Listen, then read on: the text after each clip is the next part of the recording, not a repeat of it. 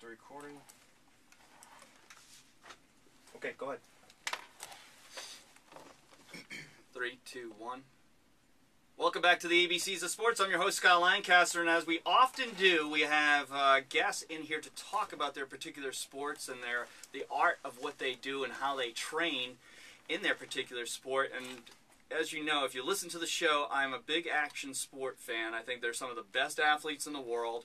They have more passion than team sport athletes, and I think there's a lot to learn that team sports can learn a lot from action sports and athletes and those events and the whole community that's surrounding around that and all the self-teaching and all the community teaching that goes on. So we've had a lot of good guests. We've had, actually, Ross Powers has been on here. Yeah, we've had Ross. We've had all the, let's see, Tora Bright's been on. So we've had some big-time snowboarders. But I think we have the biggest one of all right here, Shaun White. Welcome to the ABCs of Sports. Yeah, thanks for having me. Actually, Brew Mozzarella says hello to you from Voodoo Balance Boards. No way. Yeah. Brew I haven't heard of him in a while. I know. Yeah, I used to go, bananas over those things. Yeah, I know. Well, I think they're great. They're great tools. Yeah. Voodoo Balance Boards. He's been on the show a few times, and we're cool. doing a few things together. But yeah, he wanted me to say hello to you. Right.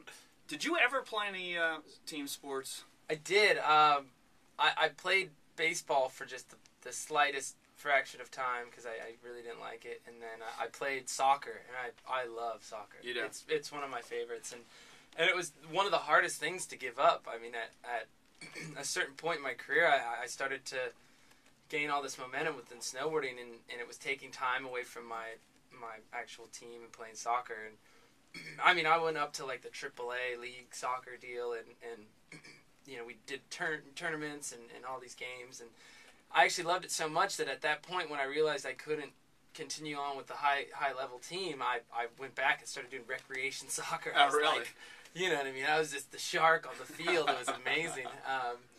And so I just because I loved to play. It was so much fun. And I remember the day I quit playing so vividly just because I got to the game late with my mom. Like, she was driving. We just got there late. Right. And someone else's mom came up to me and said, "You better get out there and you better score."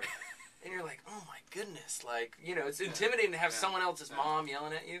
It was a mom. Yeah, it was a mom. It was a soccer mom. And I just remember, I don't know, I'm such a competitive person, and I would go out in the field, and it wasn't that I lost, or the team lost, and no matter how much effort I put into running back and forth to make sure I got the ball, some way, somehow it would slip through. I couldn't be the whole team. And that's why I love skateboarding so much. It was my time, when I wanted to practice, when I wanted to go, when, you know what I mean? It was really up to me.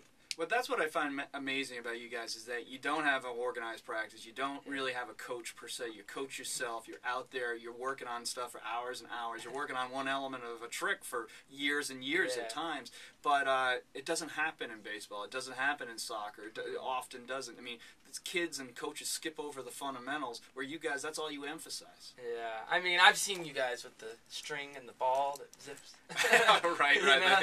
Practice. The Derek Jeter hitting thing, yeah. Well, I guess it worked for him, obviously, last night. Yeah, I saw that. That was amazing. But I don't know. I think our sport's just it's just like that. It's one of those things where I think people get lost in why they're actually doing the sport. Yeah. You know what I mean? I have fun, so it's not really practice to me. I'm out there for hours and hours. I mean, I usually I haven't told this to many people, but it's my escape from everything. Yeah. It's what I do for fun. So when I go home, I go skate. I mean, doing this stuff is cool, but it's not what I know. It's not what I do. So it's not work to you. Yeah, when I go snowboarding, I'm like, oh, thank goodness. Right. This is the easy part. I know what I'm doing here. I'm not in a boardroom or something with a bunch of people in suits. So it's just kind of my outlet to go off and to do my own thing, and that's what's, I think, taken away from certain sports. It's like, okay, you need to be in the gym, and you need to train, and you need to throw the ball faster, you need to, you take that fun out of it. You know what I mean? Where if you emphasize the fun element and encourage in the right way, I I think it definitely it improves. Well, I think abilities. that's a criticism of team sports. Team sport athletes now, young kids have lost their creativity, like they're robots out there because they wait to be told what to do. In your sport, you don't have to. You just go and do it. You create it yourself. Yeah, I mean, I've never really had a coach. I've always just had a friend or two that would throw out a tip here and there, or you know what I mean. I'd be at a snowboard camp and one of the professional riders that was there was like, you know what, you should try it like this. It's like just little tips and tricks, and left it up to me to figure out the rest, and didn't push their way on me. You know what I mean? I didn't ever want to have like some sit down class of this is how to do this trick. You know? Right. It's all your own expression. When you're out in a snow park, you're out at a skate park, you can be there with the kid that's just learning how to skateboard or snowboard, and you could be, so the community is pretty interesting because you don't find in other sports, like as we were just talking, you don't see Derek Jeter out there with a little league team practicing, but you could find yourself in that situation. How do you like that? It's cool. I mean, I really love it. It's great to be that accessible to your fans and the people that support you like that. But it gets brutal though because I went to the local park. And I'm like, oh, this is great. There's no one here. I'm skating around and having a blast. And there's maybe like 2 kids, 3 kids, and that's rare. And all of a sudden, this guy from the park started setting up balloons, and I'm like, what's going on? With the balloons, and then all of a sudden it dawned on me that there was a birthday party going on.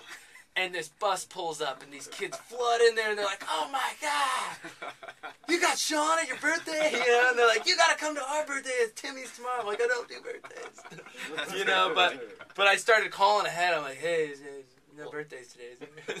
No, all new line of business for you. Yeah. They're like, "You want cake? Come on." As skateboarding, I totally had some cake. Oh, yeah. As skateboarding and snowboarding get more, as you got more serious into it, and it became more, the prize money gets higher and higher, and your sport's getting a higher and higher sort of elevated, status to it. Does that take the fun away from it a little bit? I don't know. I think it all depends on how you look at it. I think that within the sport, certain things have changed. Obviously, it was just this group of hellions and these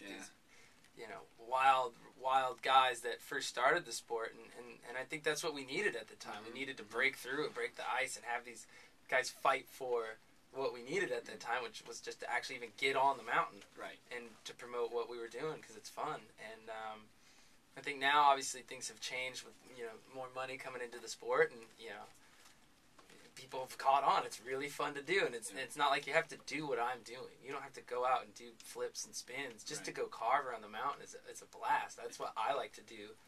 When my parents are out riding with me, I just cruise around. And I think that what's been nice though is on the other side of things, having more money within the sport has created this whole new wave of not only wave of riders, but actual features. I mean, look at the parks now. It's unbelievable. Where I talked to Tony Hawk, and he's like, we had to break into backyards and do this. Cities in Oregon are now fighting for who has the best park. I mean, you can't even... That's amazing. Yeah, it's awesome. And we had a housing development that went in near where I live, and part of their construction was to make a park, and they're like, what are we going to put in the park? Let's put a skate park right in the bottom of it. And the thing is the worst park you've ever seen, but it's packed every single day, which is cool because those kids are at the park. They're not out, getting into trouble because they're bored.